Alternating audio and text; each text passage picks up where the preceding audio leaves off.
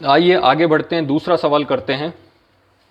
अब दूसरा सवाल है 10,000 रुपये का 15% की दर से 1 वर्ष का साधारण ब्याज एवं मिश्र धन ज्ञात कीजिए।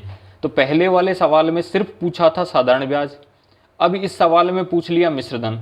तो पहले हम जो इसमें दिया हुआ, जो घटक दिए हुए हैं, जो इन्फॉर्मेशन दी हुई है उसको निकालते हैं। तो यहाँ पे हमें दिख रहा है कि मूलधन दिया है कि जो धन लिया है, मूलधन कितना है 10,000 रुपये। इसके बाद जो दर है, किस दर पर दिया है, ब्याज की दर क्या है 15%, तो 15 दी हुई है। इसके बाद समय, किस समय के लिए वो लिया गया है, वो है 1 वर्ष, तो 1 वर्ष के लिए उसे लिया गया है। अब हमारे पास जो साधारण ब्याज का सूत्र है, यानी एक ही सूत्र है साधारण ब्याज का, इसके अलावा साधारण ब्याज में कोई सूत्र नहीं है। साधारण ब्याज बराबर मूलधन इंटू समय और गुणा दर और बटा में 100। तो हमारे पास तीन चीज़ें हैं, मूलधन है, मूलधन कितना है 10,000 रुपये लिख दिया, समय भी दिया हुआ है 1 वर्ष तो 1 लिख दिया, दर भी दी हुई है, दर है 15 तो 15 लिख दिया, और भागित में 100।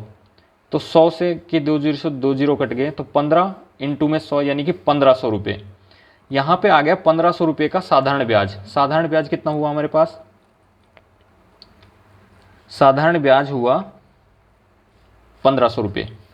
अब इसमें एक चीज़ और पूछी है कि मिश्र धन कितना होगा।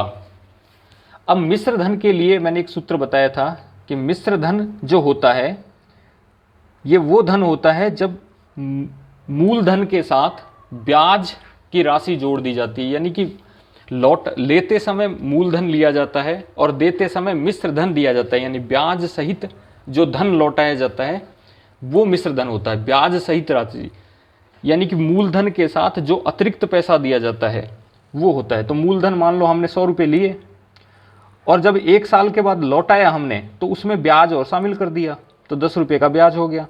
तो मूलधन प्लस में ब्याज बराबर मिश्र धन। तो यहाँ मूलधन कितना था 10,000 रुपये लिए थे और ब्याज की राशि कितनी है 1500 रुपये। तो लौटाना कितना पड़ेगा 10,000 और 1500, यानी 10 और 1 11 और ये 11,500 रुपये लौटाने पड़ेंगे। तो 11,500 रुपये मिश्र धन होगा। तो इस सवाल को एक बार फिर से मैं रिपीट कर देता हूँ पूरा, कि 10,000 रुपये का 15% की दर से 1 वर्ष का साधारण ब्याज एवं मिश्र धन ज्ञात कीजिए।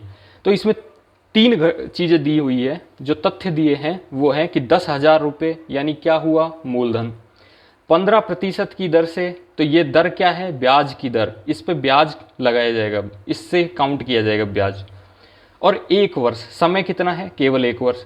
तो हमारे पास जो साधारण ब्याज का जो मूल सूत्र है, एक ही सूत्र है, एकमात्र सूत्र है, साधारण ब्याज बराबर मूलधन जो धन लिया है वो, इंटू समय जितने समय के लिए लिया गया है वो, इंटू दर, दर का मतलब ब्याज की दर, यानी किस पे मूलधन दिया गया, तो दर बटा 100।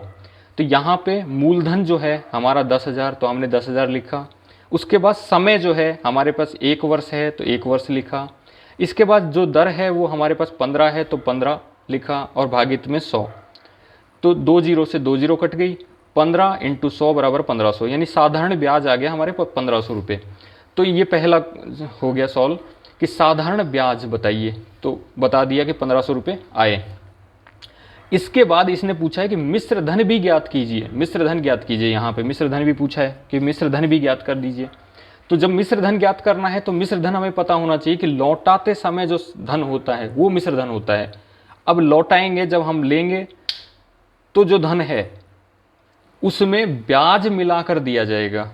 लेते समय 100 रुपये लिया और देते समय 110 रुपये दिया, तो 100 रुपये लिया तो 100 ही देना चाहिए था, लेकिन नहीं, देते समय ब्याज मिला के देना है। तो ब्याज कितना मिला है 10 रुपये, तो 110 रुपये। तो मिश्र धन क्या हो गया, मूलधन जो लिया था और ब्याज जो हम अतिरिक्त धन दे रहे हैं वो दोनों को मिलाने के बाद मिश्र धन बना।